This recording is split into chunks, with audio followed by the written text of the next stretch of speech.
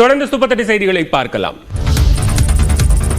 அனுமதிக்கப்பட்ட நேரத்தை விட அதிக அளவு விளம்பரத்தை திரையிட்டதால் பெங்களூருவில் உள்ள PVR திரையரங்கு நிறுவனத்திற்கு 1 லட்சம் ரூபாய் அபராதம் விதித்து நுகர்வோர் குறைதீர்ப்பு ஆணையம் உத்தரவிட்டுள்ளது. பெங்களூரு ஓரியன் வணிக வளாகத்தில் உள்ள PVR திரையரங்கில் நபர் ஒருவர் கடந்த 2023 ஆண்டு டிசம்பர் 23 தேதி மாலை 4:05 மணிக்கு சாம் பகதூர் என்ற படம் பார்க்க 3 டிக்கெட் முன்பதிவு செய்திருந்தார். படம் மாலை 4:05 மணிக்கு தொடங்க இருந்த நிலையில் 4 மணிக்கு அவர் திரையரங்குக்கு சென்றார். ஆனால் 4 மணி 5 நிமிடங்களுக்கு பதிலாக 4 மணி 28 நிமிடங்கள் வரை விளம்பரங்களை திரையிடப்பட்டதாக கூறி பெங்களூரு நுகர்வோர் குறைதீர்ப்பு ஆணையத்தில் அவர் புகார் அளித்தார். திரையரங்கில் படம் திரையிடப்பட வேண்டிய நேரத்தில் விளம்பரத்தை திரையிட்டதால் படம் முடிய 30 நிமிடங்கள் தாமதமானதாக அவர் தனது புகாரில் குறிப்பிட்டார். இந்த வழக்கை நுகர்வோர் குறைதீர்ப்பு ஆணையம் விசாரித்து கடந்த 15ஆம் தேதி தீர்ப்பளித்தது. அதில் PVR நிறுவனம் விதிமுறைகளை மீறியதால் 1 லட்சம் ரூபாய் அபராதம் செலுத்த வேண்டும் என்றும் மனுதாரருக்கு ஏற்பட்ட மன உளைச்சலுக்கு 20,000 ரூபாயும் வழக்கு செலவாக 8,000 ரூபாயும் அளிக்க அந்த ஆணையம் உத்தரவிட்டுள்ளது.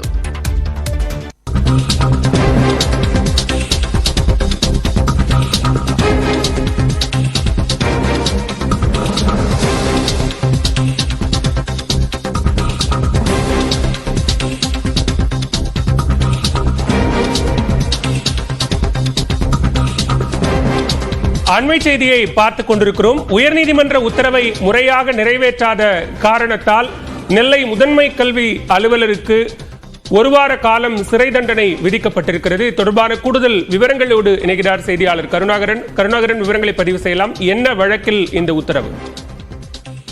பாலவேல், அதாவது நெல்லை மாவட்டத்தில் உள்ள அந்த திசைநிலை பகுதியில் உள்ள அந்த தனியார் உதவி பெறும் பள்ளியில் உடற்கல்வி ஆசிரியராக பணிபுரிந்தவர்.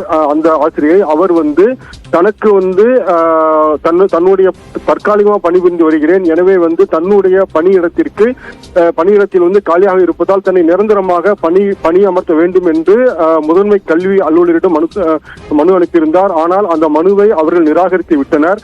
இந்த சூழலில் கடந்த சில ஆண்டுகளுக்கு முன்பு உயர்நீதிமன்ற மதுரை கிளையில் மனு தாக்கல் செய்திருந்தார். அந்த மனுவை விசாரித்த நீதிபதிகள் இவருக்கு முறைப்படி பணி நியமனம் வழங்க உத்தரவிட்டிருந்தனர். இந்த சூழலில் அந்த உத்தரவை நீதிமன்றம் நிறைவேற்றவில்லை. இந்த சூழலில் மனுதாரர் உயர்நீதிமன்ற உத்தரவை நிறைவேற்றாத நெல்லை மாவட்ட முதன்மை கல்வி அலுவலர் சின்னராசு மற்றும் மாவட்ட கல்வி அலுவலர் உள்ளிட்டோர் மீது நீதிமன்ற அவமதிப்பு நடவடிக்கை எடுக்க வேண்டும் என்று மனு தாக்கல் செய்திருந்தார். இந்த மனு நீதிபதி விக்டோரியா கௌரி முன்பு விசாரணைக்கு வந்தது.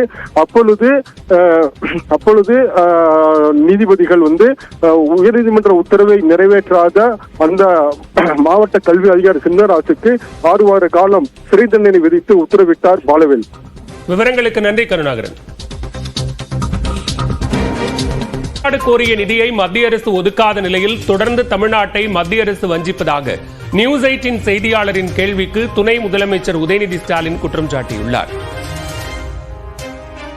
SDRF ஃபண்ட்லேருந்து ரிலீஸ் பண்ணியிருக்கிறாங்க. அந்த கிட்டத்தட்ட 600 கோடி ரூபாயும் நம்ம கேட்டது கிட்டத்தட்ட 6,600 கோடி ரூபாய் கேட்டோம். 900 crores ஒதுக்கியிருந்தாங்க.